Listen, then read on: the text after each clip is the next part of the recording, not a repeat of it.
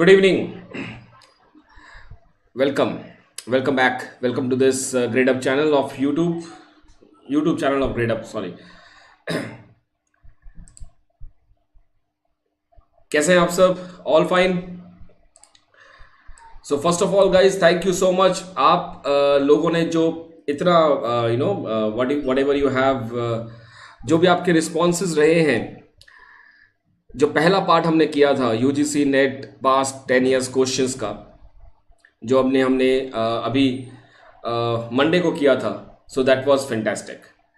All of you have given so good comments. बहुत अच्छा लगा जिस तरह के कमेंट्स आप लोगों ने दिए मेरे पहले वाली वीडियो में. जी. सो उसी के हिसाब से अब हम कंटिन्यू कर रहे हैं आगे. Yes Kanchan and Raj, Saurabh, Shreya, Manisha, everyone, Kajal, Mukesh, Divya Gyan. Okay, very good evening. मैं बहुत बढ़िया. रंजना, शुभ शानदार, सुदर्शन, जय सेजवाल. Okay, hello. शांतनु, राजेश, ज्योतिका, नीलम. चलिए, सभी को ईद की बहुत बहुत मुबारक. ईद सभी को मुबारक. और मैंने तो सबको प्रॉमिस करके रखा है कि आप लोग अपना जेआरएफ क्रैक कीजिए और मैं आप लोगों को आपकी ईदी दूंगा. सो ऑब्वियसली अगर आप लोग जेआरएफ क्रैक करेंगे तो मेरी तरफ से ईदी सभी को है. और ये मैंने बहुत बार बोला है, 1000 पैसे की ईदी है. सो थोड़ा ध्यान से यूज़ कीजिएगा और जेआरएफ जरूर क्रैक कीजिएगा. ठीक है. ये अब मैंने एक ऐसा काम करना शुरू किया बिकॉज जैसे कि आप लोग जानते हैं सर ये क्या है, ये 7000 क्वेश्चन क्या है. ये 7000 क्वेश्चन हमारा एम है. जितने भी प्रीवियस ईयर क्वेश्चन पेपर्स हैं तकरीबन मैं 42 क्वेश्चन पेपर्स अब लेके आ रहा हूं. 2010 से लेके 2020 तक जितने भी क्वेश्चंस इकोनॉमिक्स में आए हैं उन सब का टोटल अगर मैं करूं तो तकरीबन 7000 होता है. तो 7000 में से पहले एपिसोड में हमने सिर्फ 30 क्वेश्चंस किए हैं. और मेरी कोशिश ये है कि जब भी नेट का पेपर हो तो नेट का पेपर मुझे जितना लगता है सितंबर फर्स्ट वीक के होने में आसार लग रहे हैं. बिकॉज एनटीए जो है वो नीट का टाइम 12 के आसपास दे रही है. तो वही टाइम आप मान के चलिए कि नेट का भी पेपर होगा. तो सितंबर अगर मिड तक होता है या फिर सेकेंड वीक तक होता है तो मेरे ख्याल से हम लोग तब तक 7000 क्वेश्चन प्रैक्टिस कर चुके होंगे. और यही मेरी एम है. हम लोगों का मेरा ऑब्जेक्टिव यही है. So welcome to this episode number 2 day 93. जितने भी क्वेश्चंस करेंगे उसके बाद मैं यहाँ पे इसको क्वेश्चन काउंटर को अपडेट कर दूंगा. सो अभी तक हमने सिर्फ 30 क्वेश्चन किए. राइट, चलिए शुरू करें फिर. आज सेशन में टाइम लगेगा थोड़ा. क्यों, क्या हुआ मनीष? चलिए शुरुआत करते हैं. और आज मेरे पास सभी के लिए एक सरप्राइज है. छोटा सा सरप्राइज है, ज्यादा कुछ खास है नहीं. सो दिस इज सितंबर 2020 का पार्ट 2 कर रहे हैं आज हम. Right, and all those people who are finding this think batch 12 हमने कल लॉन्च किया है. Batch 12 for UGC NET. So for more inquiries please call this number, या आप मेरे टेलीग्राम चैनल में भी जुड़ सकते हैं. यहाँ पे amit_economics_gradeup. And for more help please write help@gradeup.co. और ज्यादा इंक्वायरी के लिए प्राइस वगैरह वगैरह you can call this number. Right, okay. So यहाँ पे हम हैं आज वेनेसडे. वी आर हेयर सितंबर 20. और इसके बाद Friday, Monday, Wednesday, Friday we will be doing the things. Continue करते रहेंगे. ये वाला जो सीरीज मैंने चलाया था जहां पे मैंने BHU, इग्नू, HCU का पेपर किया था, तो यहां पे by all of you will not believe तकरीबन 3064 लोग जुड़ गए हैं मेरे साथ. तो इतने स्टूडेंट्स जुड़ गए हैं. और ये अभी ये खत्म हो गया है. ये जो है टाइम बाउंडेशन होती है, तो इसमें आप लोग जरूर जाइएगा, इसको देख लीजिए. बिकॉज इससे पहले कि ये एक्सपायर हो जाए आप लोग इसको जरूर देखिए, समझिए. बहुत सारे अच्छे यूनिक क्वेश्चंस हमने डिस्कस किए हैं. और अब इस बार इस थर्सडे से यानी कि कल 22 तारीख, कल थर्सडे 4:30 बजे, guys please make this change. 4:30 बजे मैं यहां पे मिलूंगा आपको. ऐप पे हर कोई जो मुझे यूट्यूब पे देख रहा है, हर कोई मुझे जुड़ सकता है मेरे साथ. और यहां पे अब हिंदी में रहेगा. कमेटी स्पेशल, समिति स्पेशल अब हिंदी में. तो ये चलता रहेगा अभी. And this is free of cost for everybody. किसी को कोई पैसा देने की जरूरत नहीं है. तो please do join and come and learn all these committees. Lakdawala, Tendulkar, Rangarajan committees हम कल करने वाले हैं. Free downloadable notes in Hindi and English. So लिखा हुआ जो है वो हिंदी एंड इंग्लिश रहेगा. राजा छलिया, Kelkar, Jha committees, Narasimha committee 1 and 2। बहुत लोगों को 2 जो नरसिम्हा कमेटी जो दूसरी आई थी उसके बारे में पता नहीं है, इसलिए मैं बहुत सारी चीज़ें मैं इंक्लूड कर रहा हूँ और मुझे ज़रूर बताइएगा कि कैसा लगा। Right, I hope all of you will find it fantastic. मज़ा आएगा कि नहीं आएगा?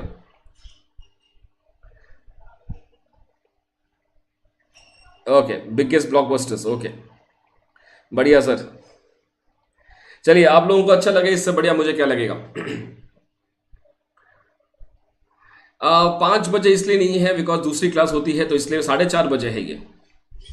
सो 4:30 जुड़िएगा मेरे साथ, ये टाइम आप नोट कर लीजिएगा, 4:30 बजे है ये। Please please do make a note of it. कल मैं आपको मिलूंगा यहाँ पे थर्सडे ग्रेडअप ऐप पे। आपको अगर आपने अभी तक इंस्टॉल नहीं किया, सिर्फ प्ले स्टोर से इंस्टॉल कीजिए free of cost and download करके जुड़िए मेरे साथ। 4:30 कल बृहस्पतिवार, वहां पे फ्री क्लासेस में मेरी शक्ल बनी होगी, ऐसी शक्ल बनी होगी और आपके पास ये पहली क्लास होगी। जुड़िए, एनरोल कीजिए, ऐड टू लाइब्रेरी कर दीजिएगा एंड आप ये क्लासेस मेरे साथ कर सकते हैं। इन नोट्स को भी आप डाउनलोड कर सकते हैं। आज मेरा थोड़ा गला खराब है, मैं चिल्ला नहीं सकता, इसलिए चलिए शुरू करते हैं आज की क्लास। अच्छा, ये क्वेश्चन वो था जो कि आप लोगों को मैं बोल रहा था कि जब हाउसहोल्ड ने नया घर लिया तो वो नेशनल इनकम में क्यों इंक्लूड हो रहा है। मैंने लास्ट टाइम बोला था, मैं शायद फॉर्मूला बार बार भूल रहा था। ये होता है ग्रॉस फिक्स्ड इन्वेस्टमेंट में आपके पास 3 इन्वेस्टमेंट आते हैं, बिजनेस का fixed investment, government fixed investment and fixed expenditure bye household. Fixed investment expenditure यानी कि वो इन्वेस्टमेंट एक्सपेंडिचर जो उन्होंने फिक्स्ड एसेट्स में किया है, वो आपका हाउस होल्ड के द्वारा ये कंसिडर किया जाएगा। तो इसीलिए जो सितंबर 20 के पेपर में एक क्वेश्चन भी था जहां पे इसके बारे में बात थी कि buying of a new household is considered as economic investment. जो नया घर खरीदा गया है उसको इकोनॉमिक इन्वेस्टमेंट माना जाएगा। तो इसलिए मैं आपको बता रहा हूं कि ये ग्रॉस फिक्स्ड इन्वेस्टमेंट में 3 चीजें हैं, business fixed investment, government fixed investment और हाउस होल्ड एक्सपेंडिचर। मैं लास्ट टाइम ये बोल रहा था कि मैं शायद थोड़ा फॉर्मूला भूल रहा हूं, लेकिन ये इंक्लूड होता है, मुझे इतना पता था, लेकिन किस में आता वो थोड़ा भूल गया मैं। अब एज हो रही है, थोड़ा सा भूल सकता हूं मैं। ठीक है, चलिए आगे चलते हैं। आज की क्लास, आज के क्वेश्चन यहां से शुरुआत करते हैं। पहला question, labour force participation rate is given by. Shram Shakti भागीदारी दर प्रदर्शित होता है, किससे होता है? देखिए, ये पूरा का पूरा इंग्लिश में ही था तो इसको मैंने यहीं पे रखा हुआ है। तो labour force participation, because Hindi में मैथ टाइप लिखना पॉसिबल नहीं है, तो इसलिए मैथ ये फॉर्मूला बेस्ड है, इसको मैंने ऐसे ही रखा है। Labour force upon total population, number of labour employed upon labour population, labour force upon adult population, number of labour employed under this. Question number 1 अभी क्वेश्चन शुरू कर दिया है, सेशन स्टार्ट कर दिया है। चलिए, क्या आंसर इसका? Which is the answer? C. चलिए प्रैक्टिस कीजिए, चलिए ऑल ऑफ यू। कोई कह रहा है बी, कोई कह रहा है सी, थोड़ा अलग अलग चल रहा है। चलिए, मजा तो तभी आएगा। Number of labour employed upon labour force या number of labour force upon adult population?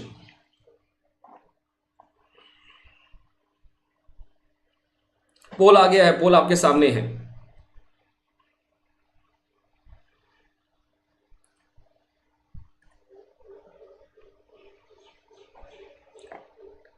Clear show नहीं हो रहा। जे आप अपना स्क्रीन जो है यूट्यूब का जो वो है उसको ठीक कीजिए, उसको रेजोल्यूशन को इंक्रीज कीजिए, रेजोल्यूशन को इंक्रीज कीजिए। चलिए, इसका आंसर मेरे पास सी आ रहा है।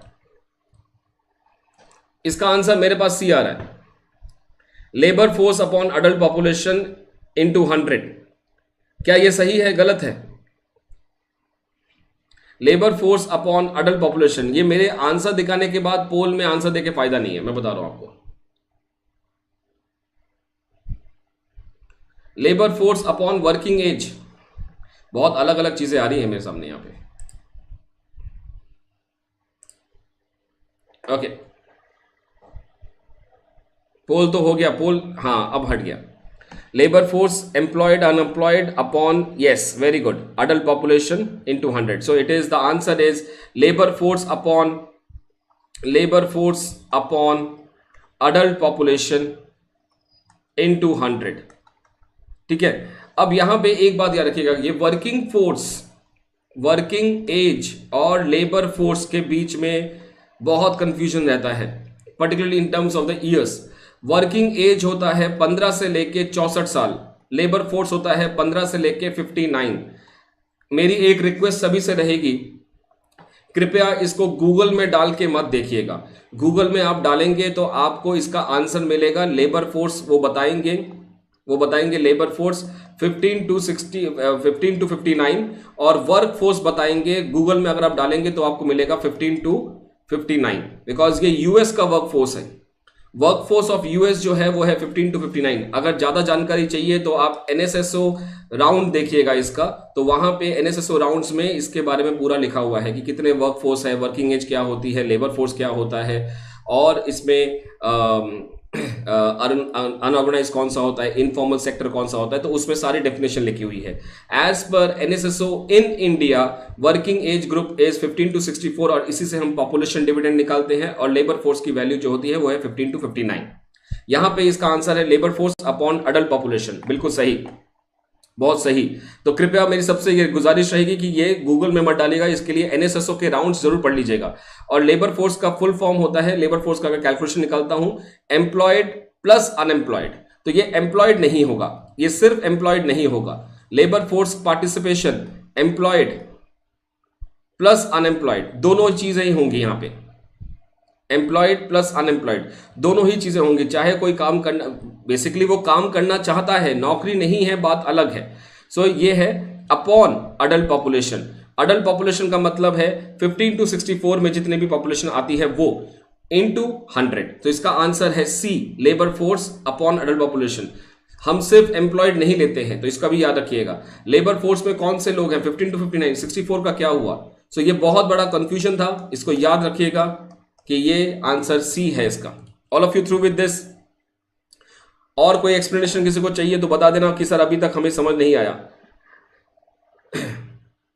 नहीं, वर्कफोर्स में अगेन वही चीज है इंद्रानी, चाहे वो काम करे चाहे ना काम करे, काम करने की इच्छा रखने वाला जो काम करना चाहे लेकिन काम नहीं है वो बात अलग है, लेकिन वर्कफोर्स में तो है। ठीक है, ये है इसका मतलब। Next question, GDP expressed in terms of current prices is called as real, net, nominal and gross national product। तो GDP देखिए दो चीजें होती हैं। करंट प्राइसेस में जो होगा, करंट प्राइसेस मतलब आज के प्राइसेस, आज के प्राइसेस, आज के मतलब 2020 का। तो 2020 GDP का मतलब क्या है, अगर दे रखा है प्राइस इनटू क्वांटिटी, ये होता है। अगर हम बात करें नॉमिनल GDP की, अच्छा ठीक है, मैं नॉमिनल हटा देता हूं, एक सेकंड रुकिए, just wait, let me erase this. So अगर मैं बात करूं यहां पे करंट GDP की, सो करंट GDP होता है, current GDP price of 2020 into quantity of 2020। और अगर हम रियल GDP की बात करें तो रियल GDP होगा prices of 2012 into quantity of 2012। तो ये है करंट GDP, ये है रियल GDP। यहां पे करंट प्राइसेस पूछा है, तो करंट प्राइसेस के हिसाब से ये हमारा हो गया नॉमिनल GDP। और ये क्या है रियल GDP, इसको हम बोलेंगे कांस्टेंट, रियल नहीं सॉरी, ये होगा कांस्टेंट GDP। ये है कांस्टेंट GDP, रियल GDP नहीं है। करंट GDP का मतलब है current prices into current quantity, constant GDP का base year prices into current quantity. Right, so ये क्लियर हो गया, नॉमिनल GDP एंड ये current GDP and constant GDP। Fine, the next question. Okay, so इसका answer है nominal GDP। चलिए next, which of the following represents an income identity. इनमें से कौन सा इनकम आइडेंटिटी दिखाता है। इनकम आइडेंटिटी देखिए, Y जो है वो एग्रीगेट सप्लाई के बराबर होता है हमेशा, ऑलवेज। राइट, इनकम राष्ट्रीय आय जो है वो एग्रीगेट सप्लाई, राइट, टोटल पूर्ति के बराबर होती है। लेकिन ओनली एट इक्विलिब्रियम, जब सिर्फ इक्विलिब्रियम होता है तो एग्रीगेट सप्लाई एग्रीगेट डिमांड के बराबर होता है। और जब ये होगा तो इनकम तो बाय डिफॉल्ट इसके बराबर होगा ही। अब इनकम एग्रीगेट डिमांड का मतलब क्या है? C plus I plus G plus x minus M, ये है आपका आइडेंटिटी। अब यहां पे देखिए, ये वाला जो है ये फॉरेन सेक्टर है, फॉरेन सेक्टर लिया है तो एम कहां है, तो इसलिए ये नहीं बनेगा। यहां पे C plus I plus G plus S, अगर इस तरीके से चल रहा है, एस चाहिए आपको यहां पे, तो ये ऐसे आएगा।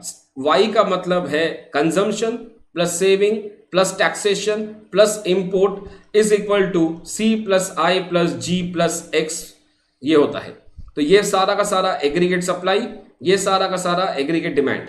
सो consumption, saving, taxation, import, consumption, investment, government expenditure, export, तो ये आपका आइडेंटिटी बन जाता है, राइट। आइडेंटिटी ये है, तो आइडेंटिटी को ऐसे दिखाया, तो यहां पे एस नहीं आएगा, बिकॉज ये इधर कैसे आ सकता है, ये गलत हुआ। C plus I plus G plus x minus M, ये बिल्कुल ठीक है, हमें यही चाहिए, बिकॉज y का मतलब ये सारा होता है, तो या तो आप y is equal to C plus I plus G plus X लीजिए, तो ये हो गया, ठीक है। ये नहीं होगा बिकॉज यहां पे एक्सपोर्ट्स नहीं है, तो यहां से जो आंसर है that is C only, I will go with B। समझ में आ गया? तो मैंने पूरा इसको खोल के दिखा दिया आपको कि AS का मतलब क्या है और AD का मतलब क्या है, ठीक है। Any doubt, any more doubt यहां पे? All fine. I plus G minus X हो सकता है क्या? I plus G minus S कैसे होगा? अगर आपने S लिया है यहां पे, इस पॉइंट पे देखिए, अगर आपने S लिया है, अगर आप माइनस भी लेते हैं, सो बाकी आइडेंटिटी कहां है? अगर आपने S लिया है तो T कहां है? देखिए मेरी बात समझ लीजिए, दोबारा बता रहा हूं, I am trying to come up with this point. अगर आप S लेते हैं तो आपको, अगर आप S ले रहे हैं, ये वाला ले रहे हैं, तो T कहां है? अगर G लिया है तो T कहां है? M कहां है? अगर X लिया है, तो ये हमने इसलिए नहीं लिया बिकॉज नो M, इसलिए ये हमने नहीं लिया बिकॉज यहां पे नो एग्रीगेट सप्लाई नहीं दिया यहां पे। तो अगर एग्रीगेट सप्लाई दिया तो S नहीं आएगा, अगर एग्रीगेट सप्लाई, अगर Y लिया है तो S नहीं आएगा, राइट, समझ लीजिए। अगर Y लिया है तो S नहीं आएगा, क्योंकि Y का मतलब ही ये सारा कुछ होता है, यही चीज है। Any more confusion? Next, let's move to the next part. Permanent income, ये तो बहुत सिंपल है। परमानेंट इनकम हाइपोथेसिस किसने दिया था? Relative income hypothesis, absolute income life cycle hypothesis. Permanent दिया था मिल्टन फ्रीडमैन ने, जहां पे उन्होंने बोला था कि परमानेंट इनकम की वजह से ही आपका कंजम्पशन चेंज होगा, ट्रांजिटरी इनकम की वजह से कोई चेंज नहीं आता है। रिलेटिव डजनबेरी ने दिया था, जहां पे करंट और रिलेटिव इनकम की बात उन्होंने की थी कि लोगों को देखते ही लोग अपने कंजम्पशन चेंज करते हैं, रैचेट इफेक्ट इसमें आता है। एब्सोल्यूट इनकम हाइपोथेसिस आपका आता है, केन्स साहब ने कहा था। अच्छा एक बात याद रखिएगा, यहां पे केन्शियन लिखे तो थोड़ा ध्यान से रखिएगा, बिकॉज एब्सोल्यूट इनकम हाइपोथेसिस में सबसे पहले केन्स ने दिया था, केन्शियन का और केन्स का वर्जन अलग है। यहां पे याद रखिएगा, केन्स एंड केन्शियन का वर्जन में अलग है। केन्स जब पहली बार दिया था और केन्शियन ने जो दिया था फर्क है, मतलब केन्स के जो फॉलोअर थे उन्होंने केन्स के काम को चेंज किया था बाद में। Life cycle hypothesis, Ando and Modigliani. कुछ कुछ चीजें मैं आपको बता देता हूं जो क्वेश्चंस पुराने पेपर में आए हैं। इन विच ऑफ द थ्री, इनमें से किस साइकिल में, किस कंजम्पशन में, किस थ्योरी में कंजम्पशन जो है वो इररिवर्सिबल है? कंजम्पशन इज इररिवर्सिबल, यानी कि चेंज नहीं हो सकता है, उल्टा नहीं होगा, इररिवर्सिबल, रिवर्स नहीं कर सकते हैं। सो अगर इररिवर्सिबल की बात है तो इसका आंसर है रिलेटिव इनकम हाइपोथेसिस, ठीक है।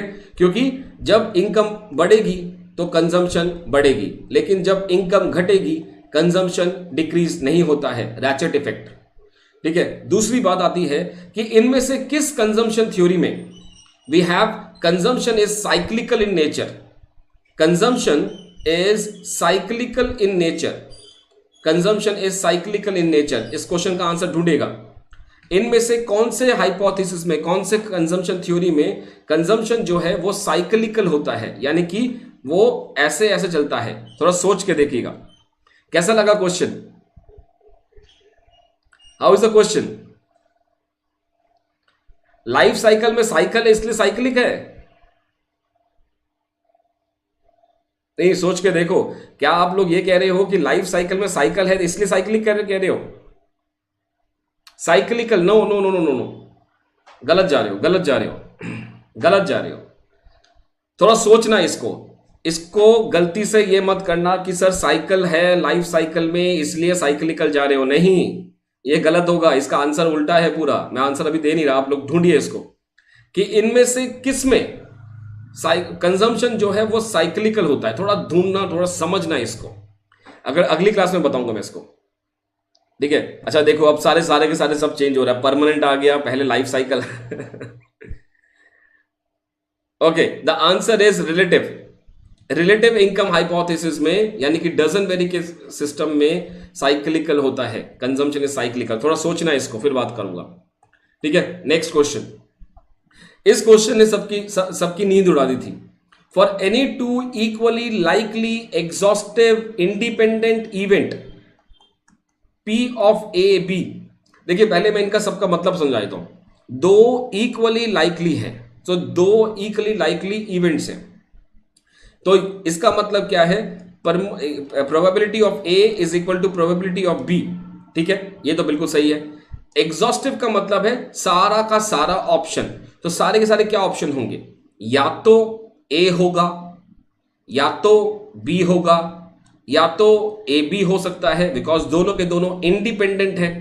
सो एक के होने से दूसरे को फर्क नहीं पड़ता, तो या तो ए बी होगा, या तो बी ए होगा, या तो दोनों ही नहीं होंगे।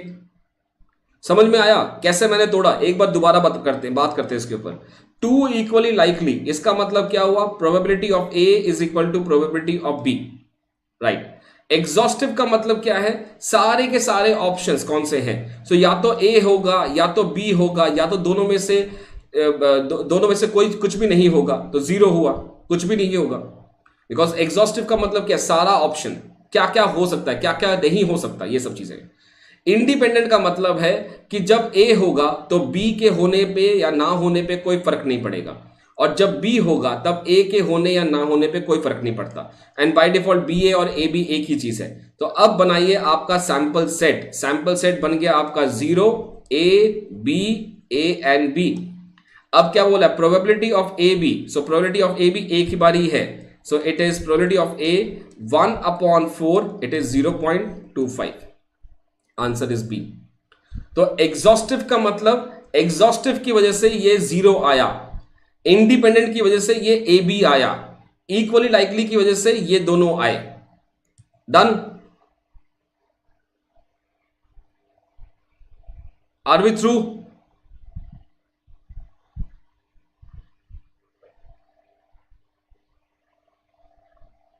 Is it clear? चलिए next question. I would request everyone कि अगर थोड़ा टाइम मिल जाए तो जरूर लाइक कर लीजिएगा, सब्सक्राइब जरूर कर लीजिएगा, बिकॉज इस तरह की एक्सप्लेनेशन आपने देखी है और ये लाने में बहुत टाइम लगता है, बहुत मेहनत लगती है। तो at least if you are not paying anything, please do like the session, मेरे लिए एटलीस्ट। चलिए नेक्स्ट क्वेश्चन।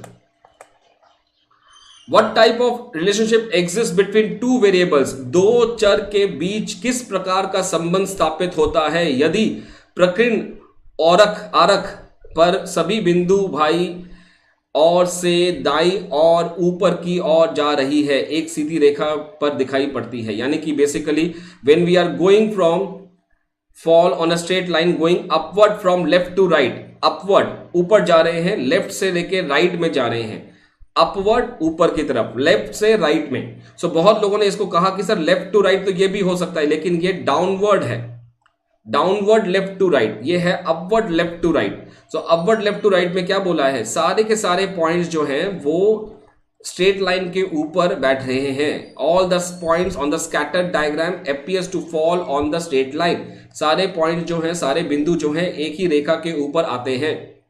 इसका मतलब है आर जो है वो इक्वल टू 1 है। अब ये पॉजिटिव है या नेगेटिव है, ये इसके स्लोप को देख के समझ में आएगा। इसके ग्रेडियंट को देखिए, इसका ग्रेडियंट जो है वो पॉजिटिव है, तो ये पॉजिटिव हो गया, तो R इज इक्वल टू 1, यानी कि positive correlation, sorry perfect correlation, ठीक है, परफेक्ट कोरिलेशन। तो दोनों के बीच में परफेक्ट कोरिलेशन है। Any more doubt? वेट कर रहा हूं मैं। परफेक्ट कोरिलेशन, ठीक है। अब एक चीज और इसमें याद रखिएगा, अगर इस क्वेश्चन में थोड़ा सा चेंज कर देते हैं हम, अगर कोरिलेशन की जगह पे अगर हम पूछे यहां पे कि what is the value of R square, what is the value of R square, तो आर स्क्वायर की वैल्यू कितनी आएगी यहां पे, इसको स्क्वायर कर लीजिए। जो कोफिशिएंट ऑफ डिटर्मिनेशन, ये क्या है, कोरिलेशन, कोफिशिएंट ऑफ डिटर्मिनेशन का स्क्वायर कीजिए, वो आपका आर स्क्वायर आ जाएगा। तो ये क्या है, ये है कोरिलेशन कोफिशिएंट और ये है coefficient of determination, right, regression. तो ये हो जाएगा 1, तो ये यानी कि 1, ठीक है। और अगर यहां पे राइट टू लेफ्ट होता तो ये ऐसे होता और यहां पे -1 आ जाता। अगर यहां पे क्वेश्चन में लिखा हो परफेक्ट पॉजिटिव कोरिलेशन, तब भी आंसर वही रहेगा। दिक्कत कोई, क्या हुआ, it is why not positive, why not positive, you are asking that, okay, why not positive, okay, this is the question कि sir why not positive correlation। Positive correlation में अगर आपका ऐसे भी है, in this case some of the dots जो है वो लाइन पे नहीं आ रहा, तो इधर क्या होगा, आर जो है the value of correlation coefficient that is less than 1 and 0.5 से ऊपर है। सो पॉजिटिव कोरिलेशन है, बट यहां पे क्वेश्चन में जो कंडीशन दे रखी है, fall on a straight line, fall on a straight line, यानी कि सारी की सारी लाइन जो है, पॉइंट जो है वो इसके ऊपर ही है, दे आर नॉट स्कैटर्ड। सो इसीलिए ये नहीं होगा, परफेक्ट कोरिलेशन होगा। Perfect correlation can be negative correlation, can be positive correlation, but हमारे पास यहाँ पे परफेक्ट पॉजिटिव कोरिलेशन होना चाहिए था, बट कोई और ऑप्शन है नहीं, इसलिए we are going for perfect correlation. I believe I have explain this. Which one? I'm not getting this. Is that clear or not? नहीं, मेरा पॉइंट समझ में आया। किसी को कोई डाउट है तो प्लीज पूछ लीजिए। Any more doubt? Waiting on. I'm looking at the questions and the chats. Manish, महिमा, मनीषा, पॉजिटिव में डिग्री विल डिफरेंट, पॉइंट सारे स्कैटर डायग्राम के ऊपर, मतलब एक ही लेवल पे हैं, एक ही पॉइंट पे हैं। चलिए, all fine, next, let's move to the next part. अब देखिए नेक्स्ट क्वेश्चन क्या आता है, given this as a standard deviation of given series and if to each and every observation of series is added constant K. अगर हमने एक दी गई श्रृंखला के मानक विचलन के रूप में, ये आपको दे रखा है स्टैंडर्ड डेविएशन, ठीक है, इस दिया गया है, और यदि श्रृंखलन के प्रत्येक अवलोकन में एक के कांस्टेंट जोड़ दिया जाए तो उसके बाद स्टैंडर्ड डेविएशन क्या होगा। तो स्टैंडर्ड डेविएशन का फॉर्मूला क्या होता है, it is summation x minus x bar upon n।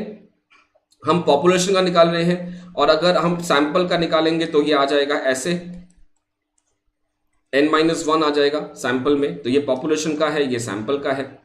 अब देखिए यहां पे क्या होगा, मैं छोटा सा एग्जांपल लेता हूं, ज्यादा बड़ा एग्जांपल नहीं लूंगा। x 1 2 3 4 5, ठीक है। अब इसका मीन कितना हुआ। ऐसे क्वेश्चन जब भी आ जाए तो आप जो है वो सॉल्व करके देख लीजिएगा, छोटा सा क्वेश्चन सॉल्व करके देख लीजिएगा। तो कितना आया इसका, x बार कितना आया, ये आया 6 प्लस 10 15 अपॉन 5 कितना आया 3, ठीक है, 3 आ गया। सो x माइनस एक्स बार निकालिए। छोटा सा मैं आपके करके जाके, जिनको समझ में आ रहा है बहुत बढ़िया, जिनको नहीं आ रहा उनको सिंपल एक क्लास में मैं बता दूंगा कि इसका आंसर क्या है, तो आप लोग देख लीजिए, क्योंकि मैं भी इसी तरीके से सॉल्व करता हूं इसको। तो 1 minus 3, 2 minus 3, 3 minus 3, 4 minus 3 and 5 minus 3, इसका क्या आया -2 -1 0 1 एंड 2। अब क्या करना है, फॉर्मूले के हिसाब से इसको स्क्वायर करना है, तो स्क्वायर कर लीजिए, तो ये आ जाएगा 4 1 0 1 4, कितना आया 10 अपॉन n कितना है 5, तो ये आ गया 2। तो ये है कंडीशन मेरी पहले वाली। सो 2 आएगा जब सिग्मा की वैल्यू ये है। अब मैं क्या कर रहा हूं, सब में मैं 2 ऐड कर देता हूं, ठीक है। चलिए सब में 2 ऐड कर देते हैं। मैं इसको अलग कलर से करता हूं। मान लीजिए यहां पे किया x 1 2 3 4 5, सब में ऐड करो 2, ठीक है। तो ये क्या बन गया, नया x क्या बन गया, x बार लेते थे उसको मैं 3 4 5 6 7। अब इसका मीन निकालिए, समेशन कितना होगा, 7 7 प्लस 5 12 12 प्लस 6 18 18 प्लस 7 25 25 बाय 5। देखो क्या हालत हुई, मीन बढ़ गया। मीन पहले मेरा कितना था, अब नया मीन कितना हुआ 5, तो 3 से 5। अब देखो क्या होता है यहाँ पे, सो इसको माइनस करेंगे हम x माइनस एक्स बार से, तो 5 से माइनस करेंगे, -2 -1 0 1 2, स्क्वायर करिए 4 1 0 1 4, प्लस कीजिए 10 10 अपॉन 5, क्या हुआ हालत 2। तो क्या सीखे हम कि कोई भी फर्क नहीं पड़ेगा, सिग्मा का सिग्मा ही रहेगा। ये छोटी सी कोशिश थी सबको सिखाने के लिए कि अगर कभी ऐसे क्वेश्चन आ जाए तो इसको कैसे करना है। ठीक है, सबको समझ में आया कि नहीं आया? मैंने एक छोटा सा एग्जांपल लिया, आप चाहे तो इसको 3 का भी कर सकते हैं, 3 का भी एग्जांपल इसमें कर सकते हैं आप। तो मैंने 1 2 3 4 5 किया है, आप 3 कर लीजिए। So no change. ठीक है, right. SD is not affected by origin, right? Okay, are we through with this? मैंने प्रूव करके दिखा दिया, किसी को कोई प्रॉब्लम हो तो बताइए। सही बताऊं? सही तो आंसर मैंने आपको बता दिया। सही आंसर क्या है इसमें? सही आंसर है सी। सी आंसर है, कोई फर्क नहीं पड़ेगा। मेरा पहले भी स्टैंडर्ड डेविएशन दूसरा आया और पहले भी 2 था, तो यानी कि सिग्मा की वैल्यू सिग्मा ही रहेगी, ये चेंज नहीं होगी। तो यहां पे आप लोग चाहे ये गलत है ये गलत है, यही सही आंसर है और कोई भी आंसर नहीं है। क्योंकि जब मैंने पहले सीरीज के साथ किया तो मेरा सिग्मा तब आया 2, और जब मैंने दूसरे के बाद किया तब भी 2 आया। यहां पे मेरा मीन 3 था, यहां पे मेरा मीन 5 था, तो मेरा आंसर सिग्मा है। आशा करता हूं मेरी एक छोटी सी कोशिश सबको समझ में आ गई होगी। Next, which one of the following price indices number satisfy the factor reversal test. Factor reversal test सभी को पता है कि ये कौन सा फुलफिल करता है, ये फिशर इंडेक्स है। बहुत सारे क्वेश्चन बहुत सारे टाइप में ये क्वेश्चन रिपीटेड बहुत हुआ है, तो ये क्वेश्चन रिपीटेड है जो कि फिशर इंडेक्स है, फैक्टर रिवर्सल टेस्ट को वो मानता है। नेक्स्ट आते हैं sample mean, right. Sample mean, चलिए sample mean, sample variance, difference of two independent sample standard deviation, इसके ऊपर डेडिकेटेड मेरी एक वीडियो भी है, तो आप चाहे तो उसको सर्च कर सकते हैं, standard errors of sampling distribution, इस नाम से है वो वीडियो, अगर आप चाहें तो उसको देख सकते हैं। यस, बहुत बढ़िया। नेक्स्ट चलते हैं इसमें, इसको कैसे करेंगे देखेंगे एक बार।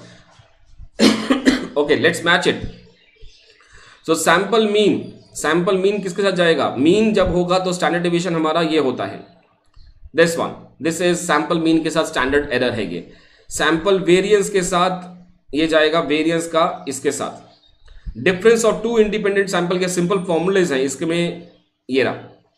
And two independent sample standard deviation ये है। सो इसका आंसर हो जाएगा 3rd 4th 2nd and 1. So 3rd 4th 2nd 1, 3rd 4th 2nd 1, it is A. Next question, given the sample size 400, तो यहां पे कितना सैंपल साइज दे रखा है? 400 दे रखा है। विथ सैंपल मीन दे रखा है 99, पॉपुलेशन मीन दे रखा है 100, यानी कि म्यू 100 दे रखा है। कंप्यूटेड z वैल्यू जो है वो है 2.5 -2.5, और what will the population standard deviation, हमें निकालना है पॉपुलेशन स्टैंडर्ड डेविएशन। तो फॉर्मूला डालते हैं, तो it is x bar minus mu upon sigma upon root n, ये है formula. So -2.5 is equal to mean कितना है सैंपल का, माइनस ये अपॉन सिग्मा कितना है, सिग्मा इज 400, नहीं सिग्मा कितना है, अच्छा सिग्मा निकालना है, सॉरी सिग्मा निकालना है, अपॉन रूट 400, तो रूट 400 ये आ गया ऐसे। अब इसको सॉल्व करना, -2.5 is equal to -1 upon sigma, ये आ जाएगा अपॉन में 20। ठीक है जी, तो ये आ जाएगा माइनस माइनस काटिए। So 2.5 is equal to 1 upon sigma into 20। सो ये 20 सिग्मा को वहां भेज दीजिए, 20 अपॉन 2.5, तो ये आ जाएगा 8। So sigma value is equal to 8। I have explain this point, any doubt here?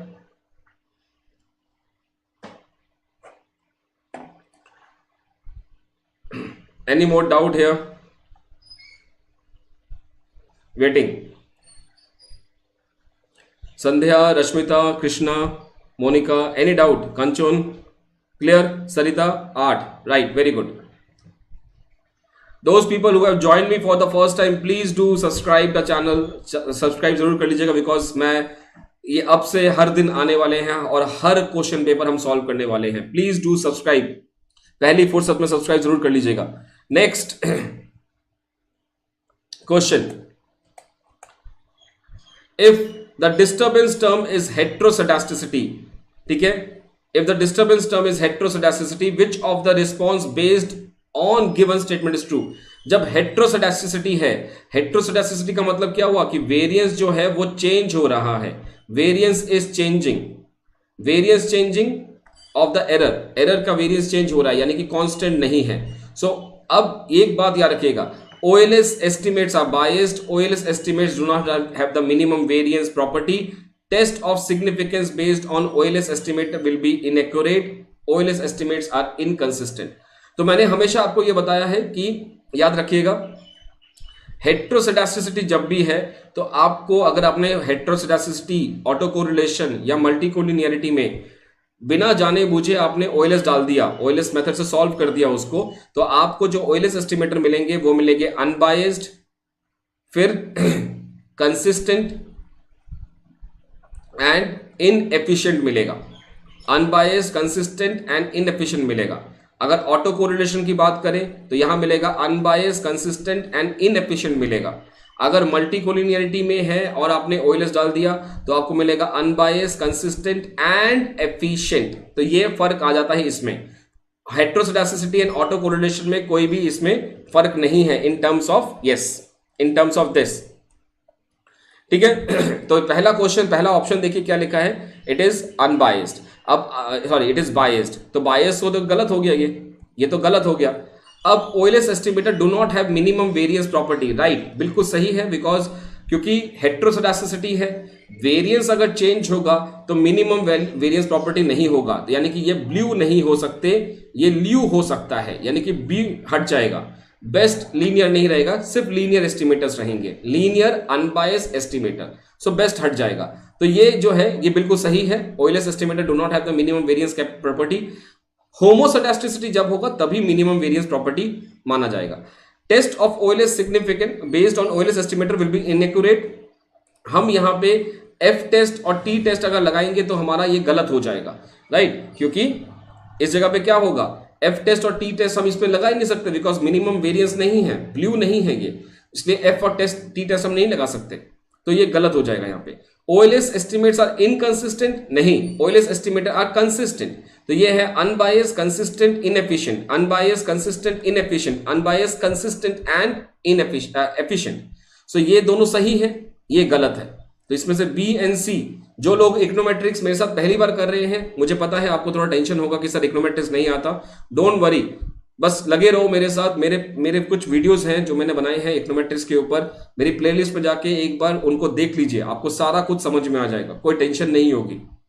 सो अगर आप मेरे साथ अभी जुड़े हैं, मैंने जब पहले करवाया था आपने देखा नहीं है, अभी जरूर देख लीजिएगा, सब कुछ समझ में आ जाएगा।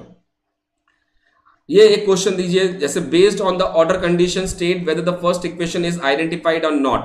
फर्स्ट इक्वेशन आइडेंटिफाइड है या नहीं है, तो इसमें से हमें ये देखना है कौन सा हम कर सकते हैं इसमें से। Shall we start with this? करें इसको, चलिए मैं करता हूं इसको, आप लोग देखिए, जो नए लोग हैं जो नए लोग जुड़े हैं मेरे साथ उनको वो एक बार देख लीजिए। तो इसमें सबसे पहले हम क्या करेंगे, हमें फर्स्ट इक्वेशन का निकालना है, तो कुछ हमें करना पड़ेगा K, कुछ होगा M और एक होगा G। तो K का मतलब क्या है, नंबर ऑफ वेरिएबल पूरे मॉडल में, नंबर ऑफ वेरिएबल पूरे मॉडल में, पूरे एंटायर मॉडल में। M का मतलब है नंबर ऑफ वेरिएबल उसी इक्वेशन में, in only in that equation जो पूछा गया है, तो फर्स्ट इक्वेशन, ठीक है। और G का मतलब है नंबर ऑफ इक्वेशंस, पूरे मॉडल में कितने इक्वेशंस हैं, तो एक एक करके निकालते हैं। G का मतलब क्या है, कितने इक्वेशन है, तो इक्वेशन 1, 2 एंड 3, तो यहां पे डाल दीजिए 3। K का मतलब क्या है, नंबर ऑफ वेरिएबल्स, ठीक है। तो K निकालते हैं एक बार, तो K के लिए क्या क्या है, y1, y2, x1, x2, फिर y2 ले चुके हैं तो नहीं लेंगे, y3 नया है ले लीजिए, x3 और ये नहीं लेंगे, y3 हो चुका है, y1 हो चुका है, y2 हो चुका है, x3 हो चुका है, तो 6 हो गया सब मिला के। जब आप K और M काउंट कर रहे हैं, you are going to ignore error, ignore constant term. तो कांस्टेंट टर्म कौन से हैं? यहां पे तो कोई कांस्टेंट टर्म नहीं है, ये एरर है, इनको हम हटा देंगे, इनकी हमें जरूरत नहीं है। अब निकालिए m। m मतलब किस इक्वेशन में? फर्स्ट इक्वेशन में क्या है? इसमें y1, पहले वाले में वेरिएबल देखिए, y1, y2, x1 and x2। तो कितने हैं? 1 2 3 4, 4 है बस। चाहे वो k में लिया है तो भी लीजिए m में। अब क्या करना है? एक छोटा सा इक्वेशन ऐसा टेबल बना लीजिए अपने लिए, k m, फिर यहां पे लिखिए k माइनस m, फिर यहां पे लिखिए g माइनस 1 और फिर यहां पे स्टेटस लिख दीजिए। अब इक्वेशन 1 का कर रहे हैं तो k कितना है? 6, m कितना है? 4, 6 माइनस 4 2, g कितना है? g है 3, क्योंकि 3 इक्वेशन है, तो 3 माइनस 1 कितना हुआ? 2। सो 2 और 2 बराबर हुआ, तो ये हो गया आपका जस्ट और एग्जैक्ट आइडेंटिफाइड। खत्म, एग्जैक्ट आइडेंटिफाइड। अगर k माइनस m अगर बड़ा है g माइनस m 1 से, it will B over identified, और अगर k माइनस m छोटा है g माइनस 1 से तो it will be under identified, और अगर बराबर है तो it is just identified. Is there anyone who is new, जिसको ये पता नहीं था? Is there anyone new?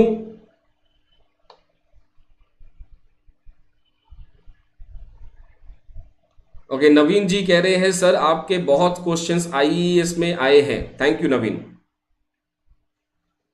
Clear हो गया ये? ऐसा कोई भी है जिसको ये समझ नहीं आया कि मैंने यहां पे क्या किया है?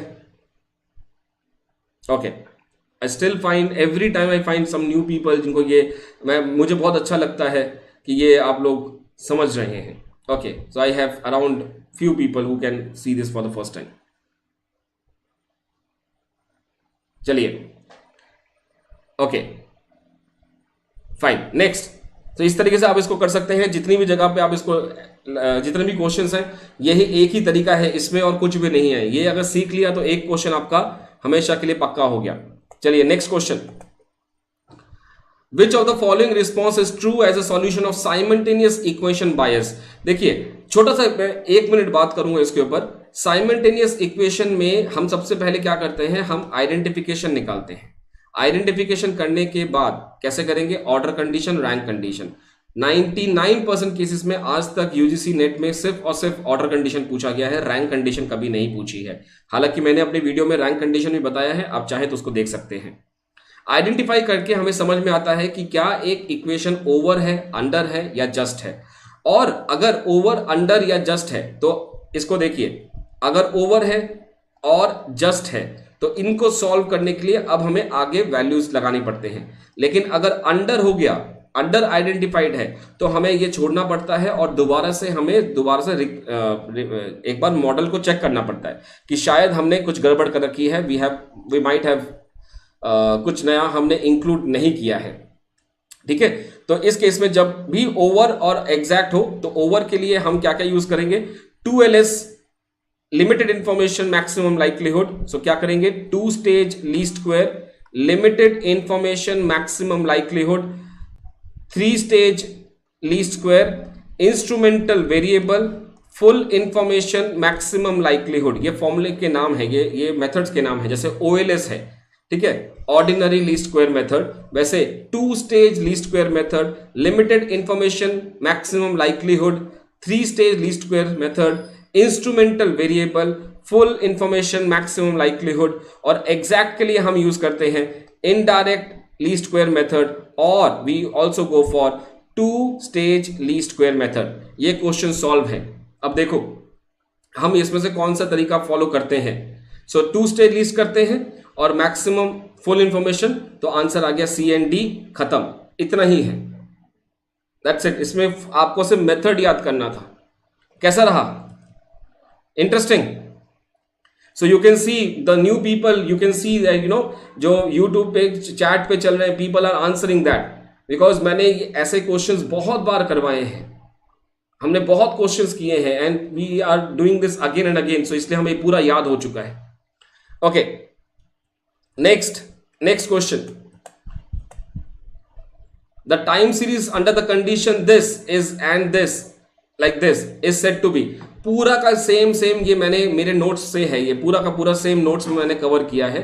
तो यहाँ पे क्या है, इसका मतलब क्या है, ये जब भी ऐसा लिखा हो इसका मतलब क्या है, expectation of X with time variable is equal to mu. इसका मतलब है एक्सपेक्टेशन ऑफ एक्स जो है वो म्यू है, यानी कि इसका एवरेज जो है वो म्यू है, और म्यू का मतलब है कांस्टेंट। और इसका मतलब क्या है, covariance of X with x T plus के। जैसे कि मान लीजिए ये है 2020 का और ये है 2021 का, तो ये जो है ये है वाई के, ये भी कांस्टेंट है, तो कोवेरियंस इज आल्सो कांस्टेंट। अब यहां पे स्टेशनरी होगा, नॉन स्टेशनरी होगा, वीकली होगा। Just give me a second. देखिए ये I have taken this from my notes, आप देख सकते हैं पूरा एग्जैक्टली वही चीज लिखा है। तो 1 2 3 कंडीशन है, अगर 1 एंड 2 मिल जाए, 1 2 एंड 3 मीट हो जाए, तो ये होगा आपका स्टेशनरी, और इसको हम बोलेंगे strictly stationery. Strictly stationery.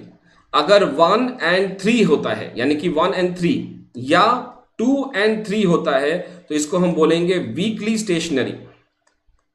Weekly stationery. और अगर सारे के सारे मिल गए तो स्ट्रिक्टली स्टेशनरी। और अगर इनमें से मान लीजिए कि 1 एंड 2 मीट हो गया, 1 एंड 2 मीट हो गया, एक सेकेंड, हाँ ठीक है, अगर 1 एंड 2 ओके, इसमें से अगर 2 नहीं मीट हो गए, सो कोई भी दो नहीं मीट हुआ, तो नॉर्मली ये देखा गया है कि जब ये मीट नहीं हो रहा तो ये भी मीट नहीं होता है, तो दोनों के दोनों बिकॉज वेरियंस जो है, स्टैंडर्ड डेविएशन जो है वो मीन से ही आता है। तो अगर इनमें से 2 नहीं मीट होते हैं तो वो नॉन स्टेशनरी कहलाएगा, राइट। और अगर इनमें से कोई 2 मीट हो जाए, जैसे first and second, first and third, second and third, तो वो वीकली स्टेशनरी कहलाएंगे। सो इस क्वेश्चन में फर्स्ट वाला मीट हो रहा है, थर्ड वाला मीट हो रहा है, सेकंड वाला नहीं हो रहा, तो it is called as weakly stationary. अगर मान लीजिए कंडीशन ऐसे आती है जहां पे 1 एंड 2 मीट कर रहे हैं बट थर्ड नहीं हो रहा, तो उसको भी हम लोग वीकली स्टेशनरी ही बोलेंगे। 1 एंड 3 हो रहा है वीकली स्टेशनरी, 2 एंड 3 हो रहा है वीकली स्टेशनरी, 1 एंड 2 हो रहा है वीकली स्टेशनरी। लेकिन अगर कोई 2 इसमें से मैच नहीं हुए, इट इज नॉन स्टेशनरी। आशा करता हूं ये समझ में आ गया। कोई डाउट तो नहीं किसी को? Yes, fantastic. चलिए next question. Which of the followings are the Hawking Simon conditions? अच्छा एक बात जरा मुझे बताइए, क्वेश्चन तो चेंज किया सर, क्वेश्चन तो मुझे बताने तो दीजिए, एक्सप्लेन तो करिए रविंद्र जी। अच्छा वो आपको देख के लगा मुझे, मैंने क्वेश्चन तो सॉल्व कर दे तो दीजिए, फिर तो चेंज करूं। चेंज हो गया क्वेश्चन अभी? क्वेश्चन चेंज नहीं हुआ अभी तक?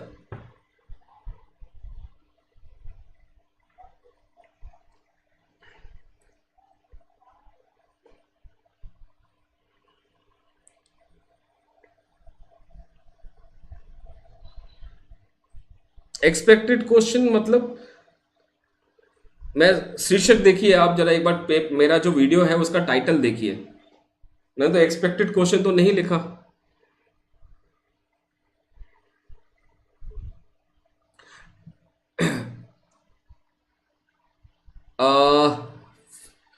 Freelo Air, right? Freelo Air. If let me know if I'm taking your username wrongly or incorrectly or rightly.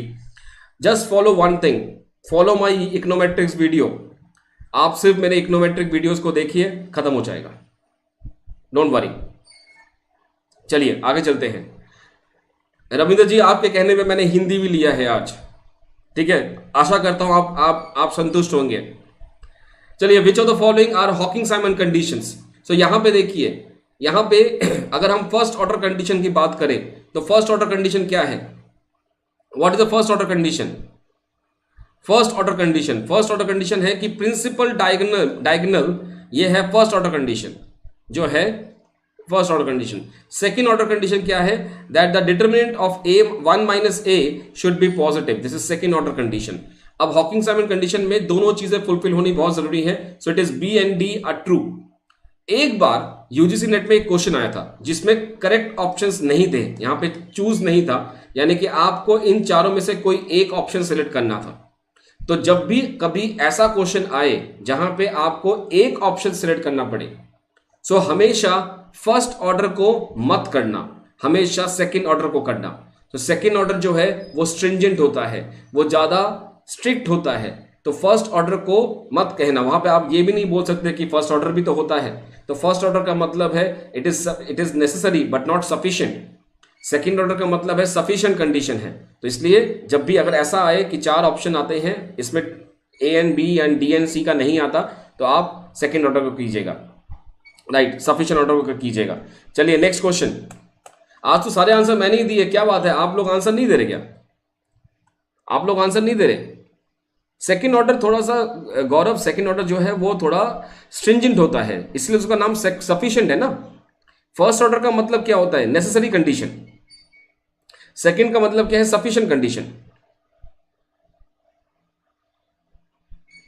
ठीक है, और कुछ? ठीक है, अब देखिए यहां पे क्वेश्चन क्या है। In the study of international economics we use the tool. अंतरराष्ट्रीय अर्थव्यवस्था के अध्ययन में हम उपकरण का उपयोग करते हैं।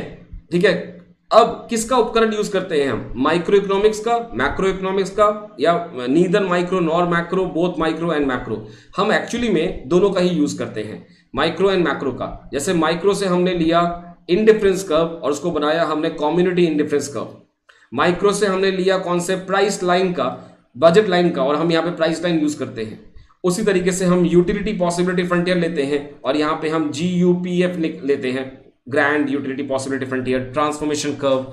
मैक्रो इकोनॉमिक्स से हम लोग फॉरेन ट्रेड मल्टीप्लायर लेते हैं और यहाँ पे उसको हम ऑफर कर्व और टर्म्स ऑफ ट्रेड में यूज करते हैं। सो हम उसको अडेप्ट करते हैं, इंटीग्रेट करते हैं, एक्सटेंड भी करते हैं। तो answer is D. The next question, simple सा क्वेश्चन था ये। हाँ, ये क्वेश्चन थोड़ा अच्छा सा है। Transportation cost of trade effects. देखिए ट्रांसपोर्टेशन क्या है? ट्रांसपोर्टेशन कॉस्ट वो होता है जो कि हम सामान को बाहर के देश में पहुंचाने के लिए जो लागत हम लगाते हैं, जो कॉस्ट हम लगाते हैं, the cost that we incur for transporting the goods from one place to another place. यानी कि वो लागत जो कि हम उनके ट्रांसपोर्टेशन में लगाते हैं, परिवहन में लगाते हैं। ठीक है, अब जो चीज हम भेज सकते हैं, ट्रेड कर सकते हैं, जो चीज हम बाहर भेज सकते हैं, उन्हीं चीज में हम ट्रेड कर सकते हैं। जैसे कि मान लीजिए मोबाइल फोन हो गया, लैपटॉप हो गया, घड़ी वड़ी सब कुछ हो गया। ठीक है, लेकिन जो चीज हम ट्रेड नहीं कर सकते, जिसको हम ट्रांसपोर्ट नहीं कर सकते, जैसे इलेक्ट्रिसिटी, जैसे बिल्डिंग, ठीक है, उनको ऐसा नहीं है कि इंडिया की बिल्डिंग को उठा के बाहर अमेरिका में लेके गए, बेच दिया वहां पे, ऐसा नहीं हो सकता। ठीक है, होटल्स। सो ये जो चीजें, इन पे ट्रांसपोर्टेशन कॉस्ट नहीं लग सकता, चाहे आप कुछ भी कर लीजिए, इनको आप बाहर नहीं बेच सकते। सो ये है नॉन ट्रेडेबल गुड्स, ये है नॉन ट्रेडेबल गुड्स, और ये है ट्रेडेबल गुड्स जिनको हम ट्रांसपोर्टेशन कॉस्ट लगता है। तो ट्रेडेबल गुड्स पे ट्रांसपोर्टेशन कॉस्ट लगता है, नॉन ट्रेडेबल पे ट्रांसपोर्टेशन कॉस्ट नहीं लगता है। सो ट्रांसपोर्टेशन कॉस्ट जो है वो दोनों के बीच में डिफरेंस करता है कि कौन सा ट्रेडेबल है, कौन सा नॉन ट्रेडेबल है। So pattern of trade, boundaries between the tradable and non tradable, की बिल्कुल सही आपका आगे आंसर। ग्लोबल सप्लाई चेन, हाँ, जैसे किस तरीके से आप ट्रांसपोर्ट कर रहे हैं, लॉजिस्टिक क्या है, कैसे आप इसको सामान को लेके जा रहे हैं, क्या रेलवे से जा रहा है, ट्रेन से जा रहा है, फ्लाइट से जा रहा है, या पोर्ट से जा रहा है। ग्लोबल सप्लाई, ज्यादा सप्लाई अगर होती है तो प्राइस बढ़े कम हो जाएगा, या प्राइस सप्लाई कम है तो प्राइस बढ़ेगा, इस तरह की चीजें। ठीक है, boundaries of non tradable goods, नहीं, नॉन ट्रेडेबल में कोई भी गुड्स बाउंड्री नहीं है। सो ट्रांसपोर्टेशन से या तो आप ट्रेडेबल और नॉन ट्रेडेबल कर सकते हैं, पैटर्न ऑफ ट्रेड को भी आप डिसाइड कर सकते हैं, बिकॉज अगर कोई कंट्री ज्यादा ट्रेड गुड्स कर सकती है जो कि मोबाइल गुड्स है तो ज्यादा हो जाएगा। सो ABC तीनों ऑप्शन इसमें सही है, इसलिए I will go with B. मुझे बताना कि किसी को अगर इस पे एक्सप्लेनेशन की कमी लगी तो मुझे बता देना। ठीक है, ऑल फाइन। सर हमें एक भी क्वेश्चन क्लियर नहीं दिख रहा। वंदना जी आप रेजोल्यूशन को बढ़ाइए। आप देखिए आपके जो YouTube है ना, आप जिस विंडो में देख रहे हैं YouTube में, यहाँ पे आपके मोबाइल फोन में नीचे यहाँ पे एक ऐसा गियर बॉक्स बना होगा, ऐसा सेटिंग का ऑप्शन होगा। उस सेटिंग का ऑप्शन को क्लिक कीजिए, वहां पे आपके पास हाई रेजोल्यूशन लिखा होगा, आपने लो रेजोल्यूशन करके रखा है, हाई रेजोल्यूशन पर क्लिक कीजिए, सब कुछ सही दिख जाएगा। ठीक है वंदना जी, बताना मुझे। हाँ क्या बोलूं एक बार सौरभ, अ,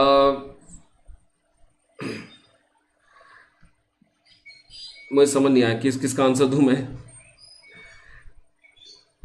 अ, एक तो ये यूजर नेम थोड़ा सा टिपिकल है, ये फ्रीलो एयर, फ्रीलो एयर। प्लीज आप एक काम कीजिए, इस वीडियो के डिस्क्रिप्शन में जाइए, इस वीडियो के डिस्क्रिप्शन में जाके आपको सारा कुछ लिंक मिल जाएगा, you can see that from there.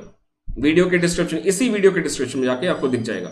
अगर वीडियो का डिस्क्रिप्शन देखना है तो अपने मोबाइल फोन को ऐसे लैंडस्केप मोड पे लेके आइए and you will get it. Kanchan says B point explain, which one? I have already explain this question. What you want me to explain this again? Nanhe Kashyap ji,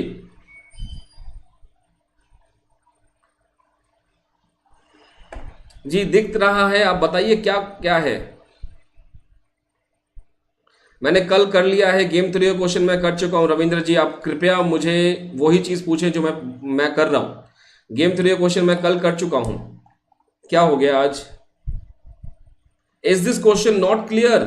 yes और no?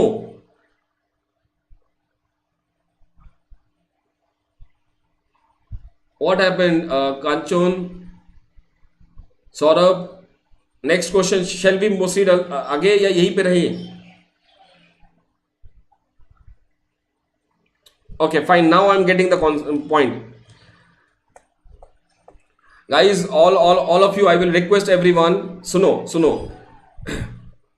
All of you, please remember one thing. In case I am not in a position to reply to your chats, understand this. In case I am not in a position to reply to your chats, अगर निकल जाता है, नहीं देख पाता हूं, तो leave your comment to the chat box. Leave your comment to this description. इस कमेंट बॉक्स में डाल दीजिएगा, मैं आपके आंसर्स आपको नेक्स्ट टाइम आंसर आपको दे दूंगा। ठीक है, अगर मैं किसी कारणवश आपके चैट का आंसर नहीं दे पाता, put leave a comment, comment box में जाके एक कमेंट अपना छोड़ देना नीचे वीडियो के एंड में। Marshall Lerner condition should be fulfilled for the success of devaluation. Devaluation का मतलब $1 is equal to ₹50 and $1 is equal to ₹70। So इसका मतलब क्या हुआ? एक्सपोर्ट्स आपके, एक्सपोर्ट जो है वो चीप हो जाएंगे, सस्ते हो जाएंगे, एंड इंपोर्ट जो है वो आपके कॉस्टली हो जाएंगे, जिसकी वजह से एक्सपोर्ट्स बढ़ेंगे, इंपोर्ट्स कम होंगे, आपका डॉलर आउटफ्लो कम हो जाएगा एंड डॉलर इनफ्लो बढ़ जाएगा, बिकॉज एक्सपोर्ट ज्यादा है। इसकी वजह से आपका ट्रेड डेफिशिएट जो है वो सही हो जाएगा। ठीक है, तो this is what the point is. Devaluation makes export costlier, गलत है ये, क्योंकि एक्सपोर्ट चीपर होगा, इंपोर्ट्स कॉस्टलियर होगा। तो ये मैंने आपको एक्सप्लेनेशन दे दिया है। So A is correct, R is not correct. Next question, forward exchange rate are useful for those, किसके लिए यूजफुल है forward exchange rate? So forward exchange rate उनके लिए यूजफुल है जो अपने आप को प्रोटेक्ट करना चाहते हैं, राइट? प्रोटेक्ट करना चाहते हैं कि कभी भी कोई भी अगर एक्सचेंज होता है तो उसमें अगर डेप्रिसिएशन हो जाए, उनको नुकसान होगा, तो नुकसान से बचने के लिए वो अपने आप को प्रोटेक्शन लेना चाहते हैं, वो they go for forward exchange rates. ठीक है, अब इसमें क्या होगा? They protect themselves from the risk, बिल्कुल सही। जैसे आज मैंने किया, आज मैंने सपोज मैंने एक सामान बेचा, मुझे इसकी पेमेंट 3 महीने के बाद मिलेगी, तो अगर उस टाइम पे डेप्रिसिएशन हो जाएगा तो मुझे नुकसान हो जाएगा। So gamble that the currency will rise in the value, बिल्कुल सही है, बिकॉज अगर राइज इन वैल्यू होगा तो ये बायर के पर्सपेक्टिव से और सेलर के पर्सपेक्टिव से दोनों केस में हो सकता है। तो यहाँ पे ये नहीं बोला कि हम बायर के हिसाब से सोचें या सेलर के हिसाब से सोचें। Forward exchange rate are useful for those मतलब बायर भी हो सकते हैं, सेलर भी हो सकते हैं, तो ये भी आंसर बिल्कुल सही है। Exchange currency at a point of time in time of the future, तो जब भी कभी आप फ्यूचर में एक्सचेंज करना चाहें डॉलर फॉर रुपी और रुपी फॉर डॉलर, तो उस टाइम पे अगर आप अपने आप को बचाना चाहते हैं कि एप्रिसिएशन या डिप्रिसिएशन से, मैं दोनों केसेस बोल रहा हूं, being a buyer and seller, तो आपको सारे के सारे ऑप्शन आपके सही होने चाहिए। बिल्कुल सही है, ए बी सी डी सारे क्लियर होंगे यहाँ पे। Overshooting model, please refer to one of my video है जिसमें मैंने सिर्फ डेडिकेटेडली रूडी डॉर्नबुश का ये ओवरशूटिंग मॉडल समझाया था। This is an extension to the Mundell Fleming model. YouTube पे ही वीडियो मिलेगा। मेरी वीडियोस को, कोई भी वीडियोस को देखने के लिए किसी भी किसी भी YouTube की सेशन जो मेरा चल रहा है उसके डिस्क्रिप्शन में जाइए, शो मोर कीजिएगा, वहां पे सारी की सारी प्लेलिस्ट पड़ी है, वहां पे आप जाके देख सकते हैं। सो इन दिस केस ये वाला जो है ओवरशूट करता है ये, राइट। सो एक्सचेंज रेट जो है वो ओवरशूट करता है, ये मंडल फ्लेमिंग के मॉडल के हिसाब से वो आर पे फिट बैठ जाता था, बट यहां पे it keeps on overshooting. So it is a relationship between the sticky prices and the volatile exchange rate. Why? Because of this exchange rate और sticky prices के बीच में relationship की वजह से वो overshoot कर जाता है, इसलिए इसका नाम है overshooting model of exchange rate। ज्यादा जानकारी के लिए इसकी एक वीडियो है, प्लीज उसको देख लीजिएगा, पूरा कॉन्सेप्ट समझ में आ जाएगा। Changes in the terms of trade typically put the less developed country at disadvantage।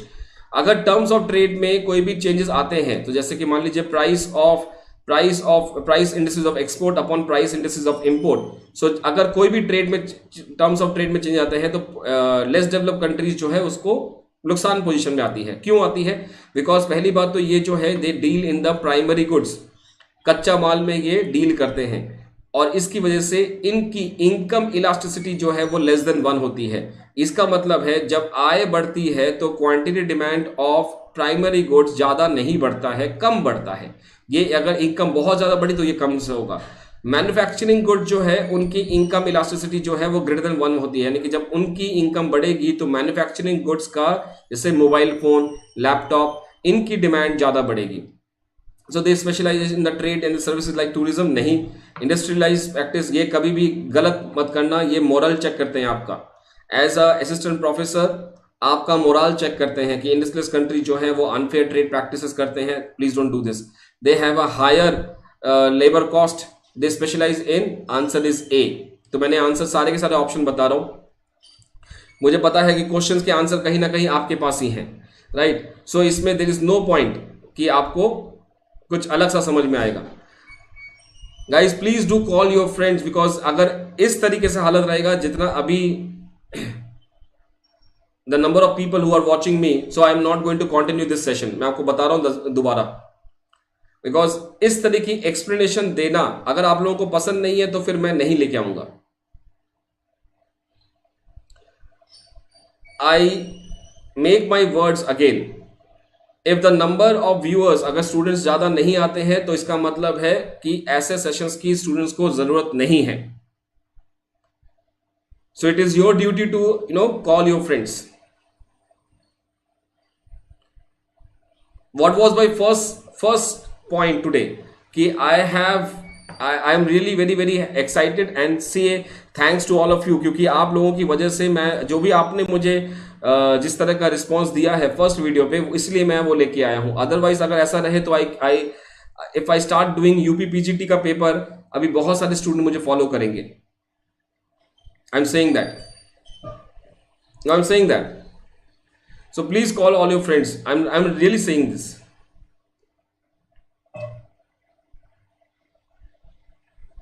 yes definitely, but do share the link with all your friends। चलिए let's continue।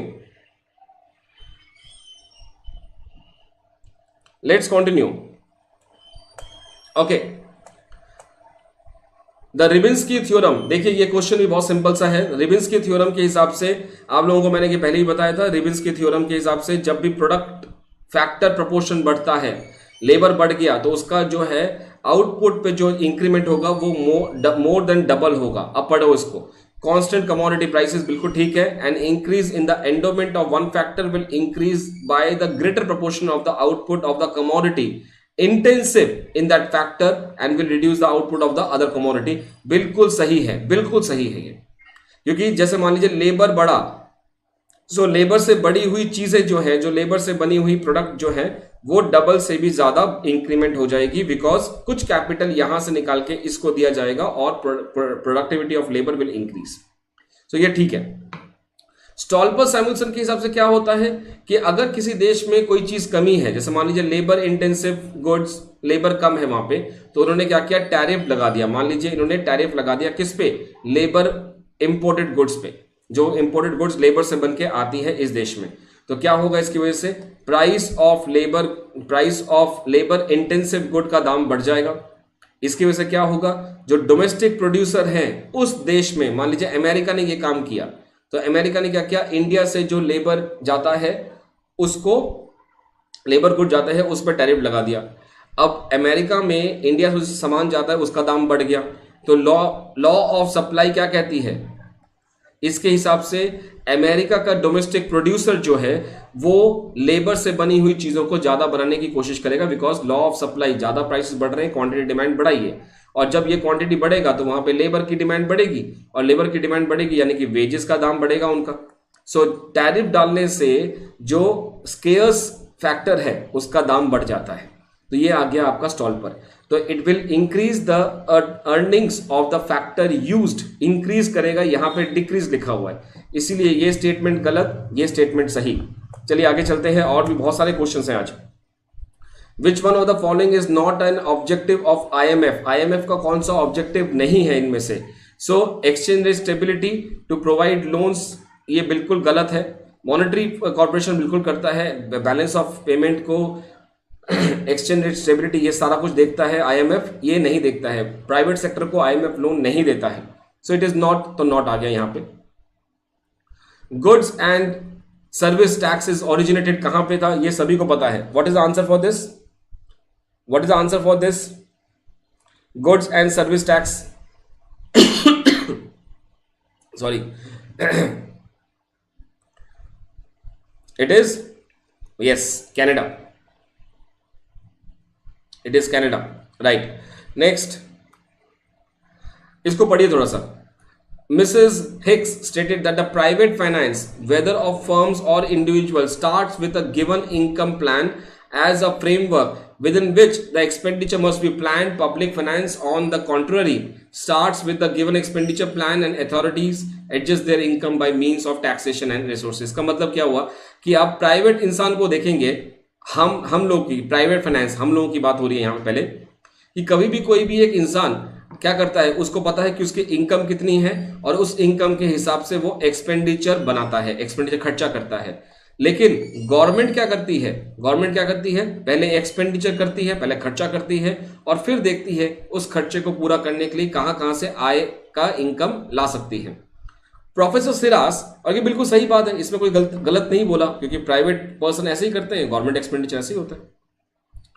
Professor Siras pointed that the public authorities differ from the private expenditure in that the former should balance income and should not necessarily seek a profit in the manner that an individual would.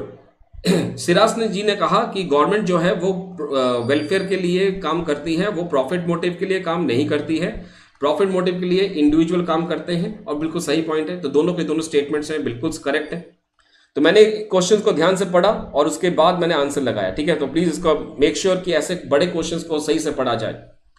Inadequacy और absence of KYC, जब KYC नहीं है, ये बहुत simple सा basic question था, लेकिन इसमें प्रॉब्लम क्या हुई कि इतना बेसिक था कि हमने ये पढ़ा नहीं, और वैसे भी ये कभी भी इकोनॉमिक्स के सिलेबस में था नहीं, तो ये कॉमर्स के सिलेबस में था, ठीक है। Anyway, so now Madhav sir is also teaching this part, so I have requested him and he has taken care of this. Inadequacy or absence of KYC standards can subject a bank to serious counterparty risk. तो इनमें से कौन सा है ये, कौन सा risk होगा?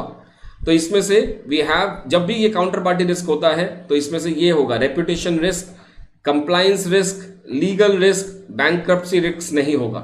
सो KYC, नो योर कस्टमर, जब ऐसा होता है, जब वो एब्सेंस है या फिर आपने पूरा उसमें इंफॉर्मेशन नहीं दिया, तो reputation risk, compliance risk and legal risk, bankruptcy risk इसमें नहीं होता है। So I will go with ABC, B option के लिए जाऊंगा मैं, ठीक है, क्योंकि KYC अगर नहीं होगा तो RBI से कमर्शियल बैंक्स को डांट खानी पड़ेगी। What is the maximum penalty to be imposed under the negotiable instruments? Negotiable instruments जैसे कि promissory note, bills of exchange, इस केसेस में जहां पे अगर चेक बाउंस हो जाता है तो इट इज 2 years, USA में 6 months है, इंडिया में 2 years है। The main cause of commercial bank failure is because of providing inappropriate loans to the bank insiders. Bank insiders मतलब जो कि बैंक के जान पहचान के लोग हैं, राइट। द मेन कॉज या मेन बैंक के insiders हो गए, या फिर जो नोन में है या स्टाफ के नोन है या स्टाफ मेंबर्स हो गए, the main cause of bank, commercial bank. तो ये बहुत एक छोटा मतलब what I can say is like, ठीक है होता है, कई हद तक होता है कि, बट हमेशा नहीं होता है कि ये ज़रूरी है कि ये हो जाए। Bank employees are provided loans at a lower interest rate, बिल्कुल सही है, बट इसका कारण ये नहीं है कि क्योंकि लो रेट ऑफ इंटरेस्ट पे दिया जा रहा है तो इसलिए कमर्शियल बैंक्स में फेलियर हो रहा है। उनको लो रेट ऑफ इंटरेस्ट में मिलता है, ठीक है, ये उनके लिए एक कंडीशन है, ठीक है, दिस इज कंडीशन, बट इसके लिए वो होता है वो नहीं है। सो ये सही है, दोनों सही है, but R is not a correct explanation कि जस्ट बिकॉज उनको लो रेट पे मिलता है इसलिए कमर्शियल बैंक्स फेलियर हो रहे हैं, नहीं, उसके लिए एनपीए भी तो है, we have a lot of NPA. ठीक है, next question, seigniorage in banking means, seigniorage in banking का मतलब क्या होता है, जो cost of revenue, revenue earned from printing money, revenue earned from printing money.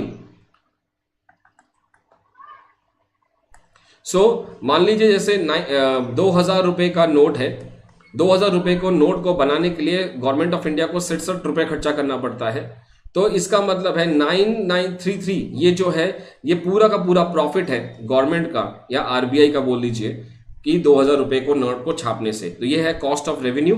तो ये है आपका the economic cost of providing an currency within the given economy, the difference between the face value and the cost of providing it, the cost involve in running ATM, the cost of making debit cards and the credit cards in the economy.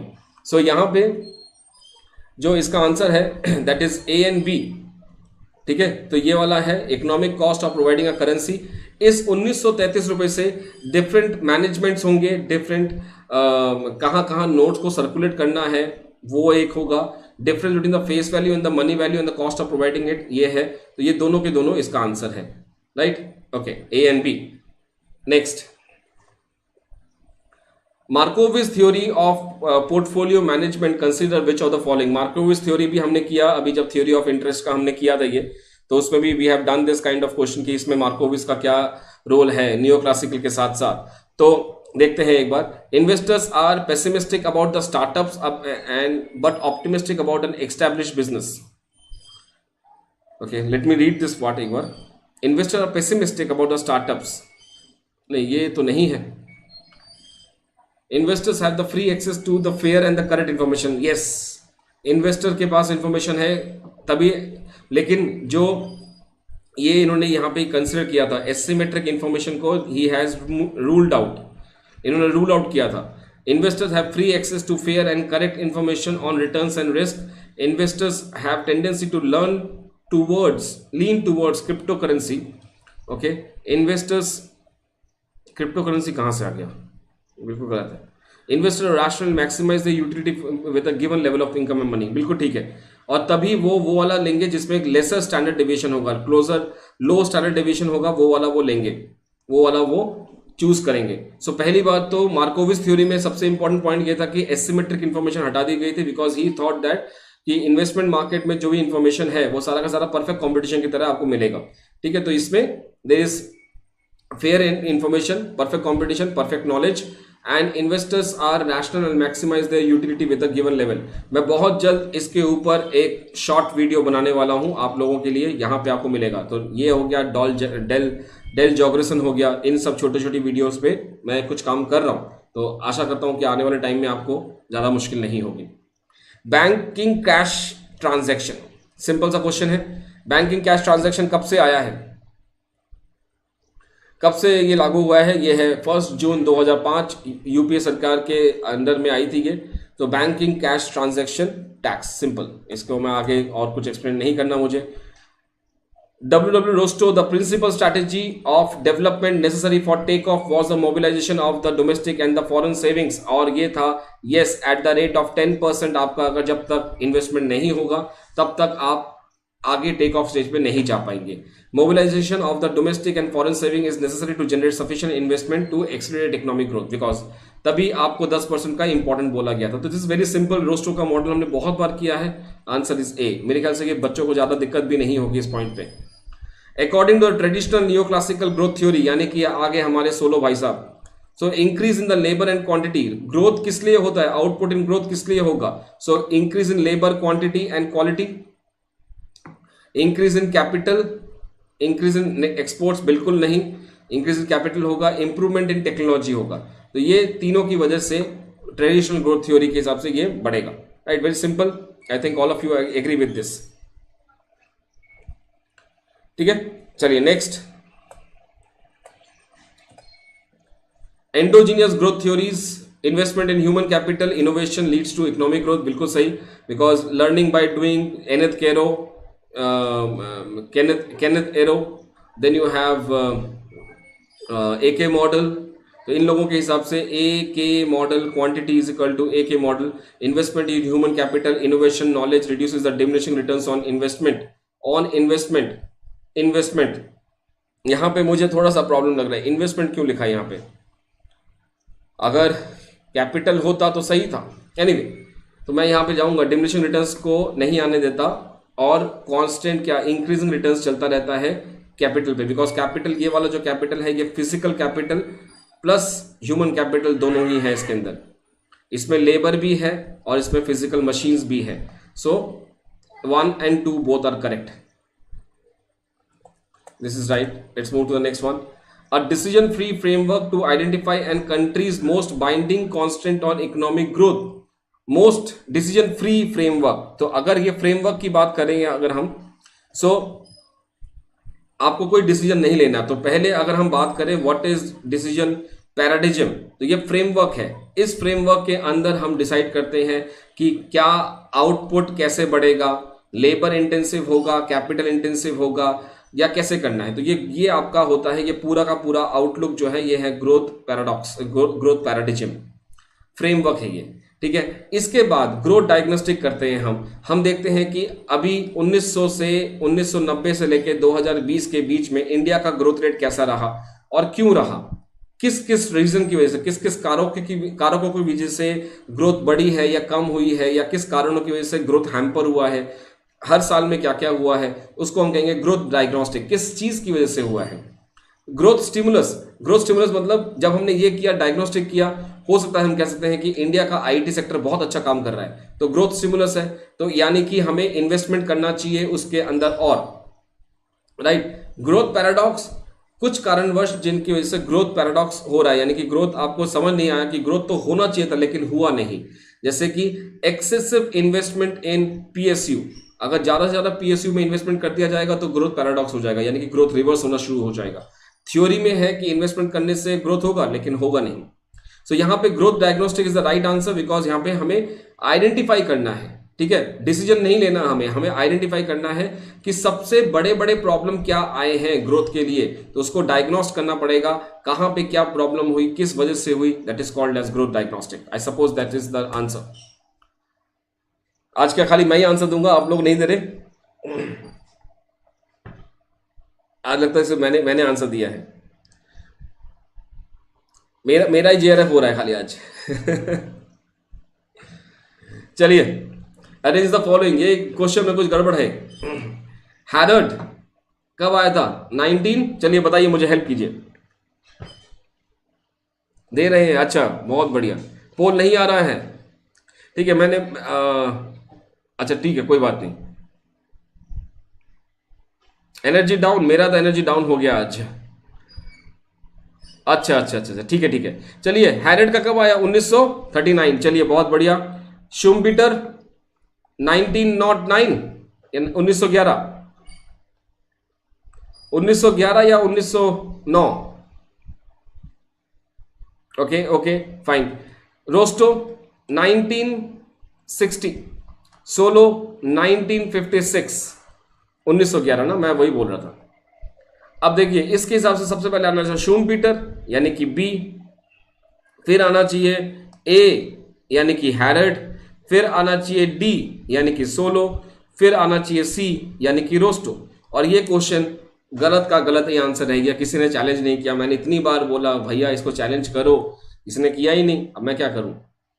तो इसका answer है BADC। और देखो सभी के सभी कह रहे हैं सर ए आंसर है, ए आंसर गलत है, BADC हो सकता है। हाँ, यहाँ पे एक छोटी सी बात है जो कि शायद NTA जब हम चैलेंज करते तो हमें मना कर देता। सोलो ने दूसरा एब्सोल्यूट एंड कंडीशनल कन्वर्जेंस जो है वो 1962 में दिया है। तो तो शायद इस वजह से उन्होंने मना कर दिया हो, लेकिन सोलो का ओरिजिनल जब पहली बार आया था तो जे स्टोर प्रोजेक्ट न्यूज में आप दे सकते हैं, डेट टाइम दे रखा है आपको 1956 का। तो ये आंसर गलत था, आज भी है।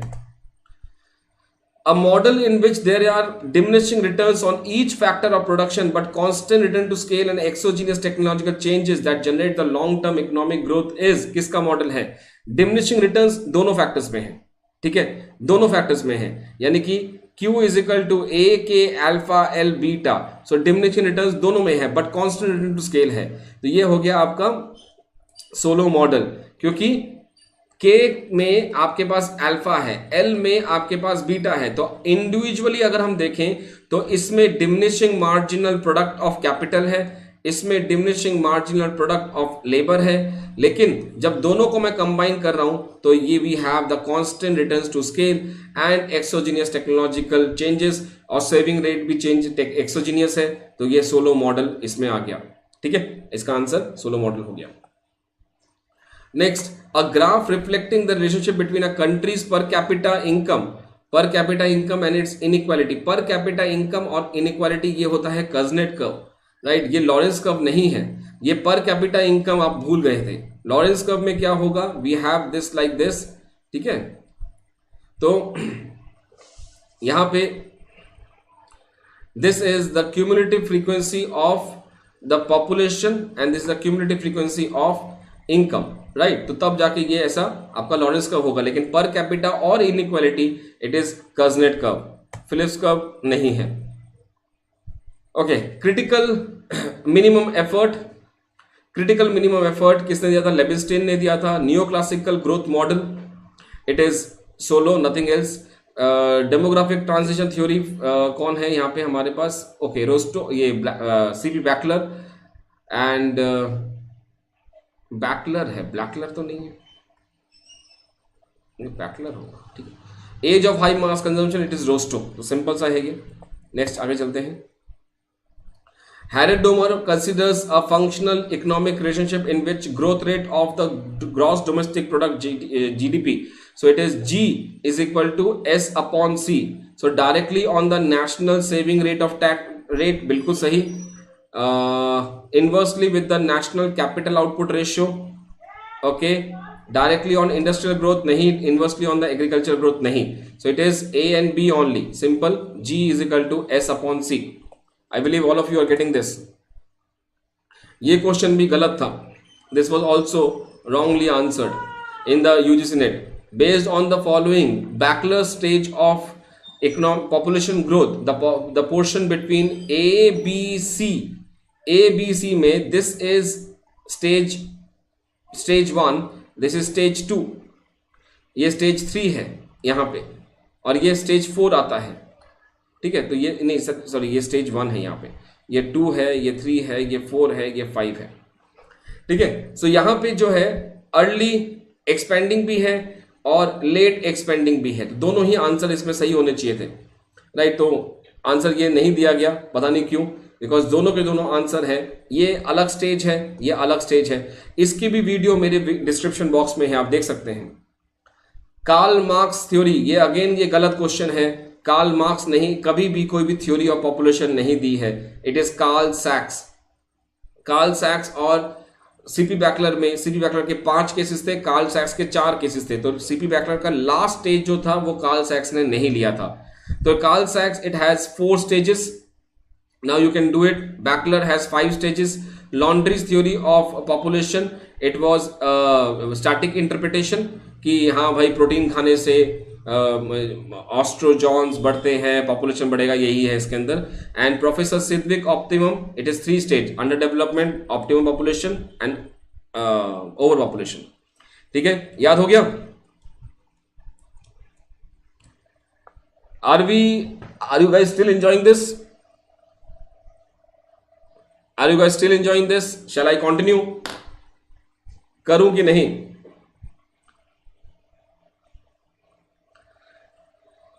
क्या हो गया? अच्छा, ऑल फाइन।